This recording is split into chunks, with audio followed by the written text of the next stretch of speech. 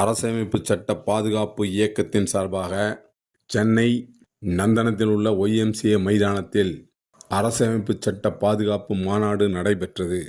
இந்த மாநாட்டிற்கு திரு மனோஜ் தங்கராஜ் அவர்கள் துவக்க உரை நிகழ்த்தினார்கள். திரு ஹரி பரந்தாமன் முன்னாள் நீதிபதி அவர்கள் தலைமை தாங்கினார்கள். திரு ஜவஹருல்லா அவர்களும் திரு நவாஸ்கனி MP அவர்களும் திரு தமிமுன் அன்சாரி MLA அவர்களும் திரு நெல்லை முபாரக் அவர்களும் செல்வி ராதிகா கணேஷ் அவர்களும் கருத்துரை வழங்கினார்கள். இந்த அரசமைப்பு சட்ட பாதுகாப்பு மாநாட்டிற்கு